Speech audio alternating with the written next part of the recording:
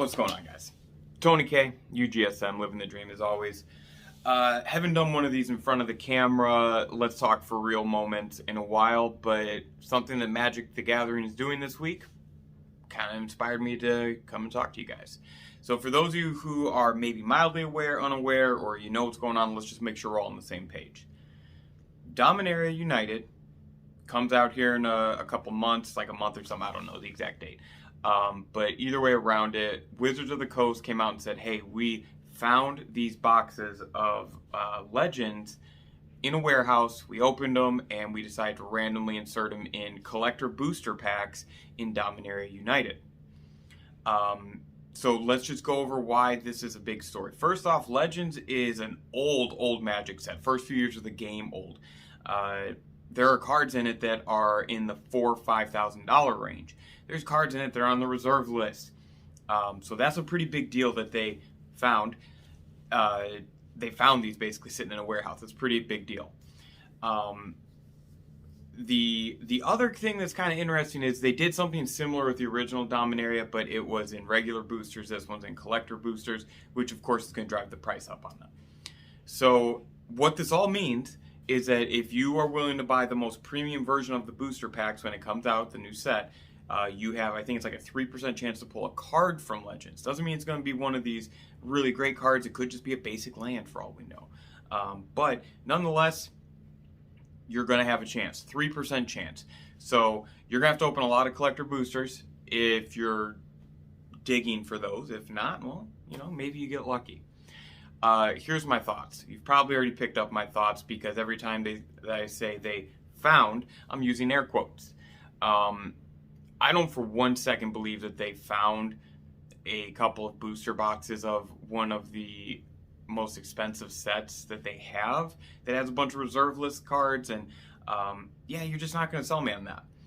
My guess as to what really happened is that they either had in stock and they know that this set's going to be a little underwhelming compared to everything else that's happened this year, so they want to figure out a way to drive up prices and keep the set interesting. Or they just went out and reprinted. Because to my knowledge, and if I'm wrong, please put in the comments where I can find it, there's no video of them opening this. There's no video of them finding this, or there's no proof other than what they're telling us. And this is a company that does have a history of being kind of shady. So I don't believe that they found. I also don't believe that the packs are going to have all the cards that they stated could be on it.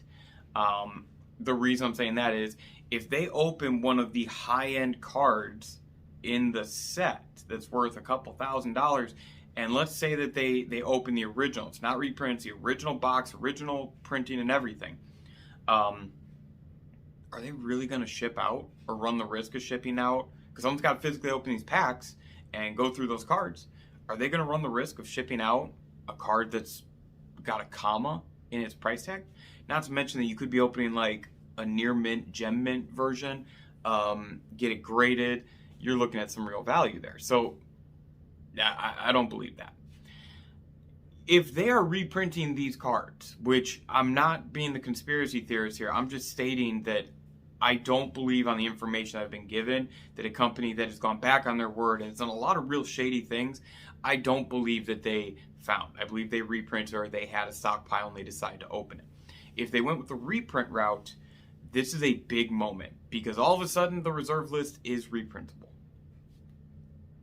And I don't want to get on that topic in this video, but there are good and bad reasons for the reserve list to exist. There's good and bad reasons for the reserve list to be abolished. Another day, another topic. Either way around it, that would be a very big thing that they're doing, and that would open them up to some possible issues. So I'm a little concerned, very curious to see how many people on this first wave, because my other guess is that the first wave of collector boosters that goes out early, especially to people who maybe they know they're going to be opening them online, I think those are going to be the ones that are going to have the hits. I think that's where you're going to see the most of these packs opened, where you see some of those Legends cards. But this is going to be a very interesting moment. Keep your eye on what they're doing here, guys, because if Wizards ever abolishes that reserve list, that changes a lot of things for some players. And the fact that they're going this route and it's a 3% chance in the collector boosters on a set that you could make an argument how much better. Like, New Capenna was really good. Kamigawa was really good. The other sets we've gotten this year have been really good. Unfinity, I don't think Unfinity is going to matter because they're giving us the Shocklands. I don't think it's going to matter how good it is. I think that Unfinity is just going to be a set that we're going to appreciate for the land art that we're going to get. And I think it's also the first set that we're going to get in space. That's pretty cool. So what are your guys' thoughts here? Rambling a bit more than I normally do, but gotta be honest, where there's smoke, there's fire, and there's a lot of smoke billowing up from where WotC resides right now. And I'm a little concerned. I'm keeping my eye on it. I don't buy collector boosters. I don't collect the Legends packs or set. I don't care about that. That's way out of my price range for some of those cards. For cardboard, I'm not playing in any formats that require authentic cards and all that. Like, I don't care. But it does concern me. I am going to be watching carefully I'm sure a lot of you will be doing the same. I'm going to be watching carefully for when that first wave of cards comes out, the collector boosters. Because do you notice how the first few weeks of opening, like that week going into the actual release, so that pre-release week, and then that first week after, everybody seems to be pulling hits nonstop. Where's the rest of those videos? They slow down. And it's not because people aren't opening the product. People are opening this product. They slow down because not as many people are getting those slapping bangers. Or maybe they just don't want to share it. I don't know. I'm just asking questions. I'm kind of like Brian Windhorst from ESPN. Like, now why would they do that? But no, either way around it, guys, I don't like to be the conspiracy guy. There is something else afoot here. I believe that Wizards of the Coast is either doing this to pump sales on a set that could be underwhelming, or they reprinted cards off the reserve list. Either way around it is a very cool idea.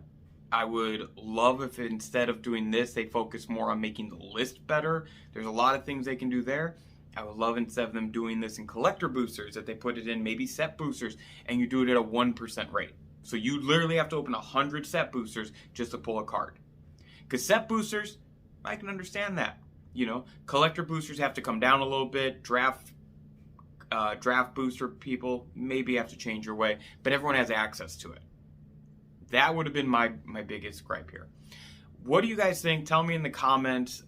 Let's hope that I'm wrong and that this truly was they found something and there's no mischief afoot. Let's hope that this isn't something we're looking back on in a ways down the road saying, well, shit, they really were up to something.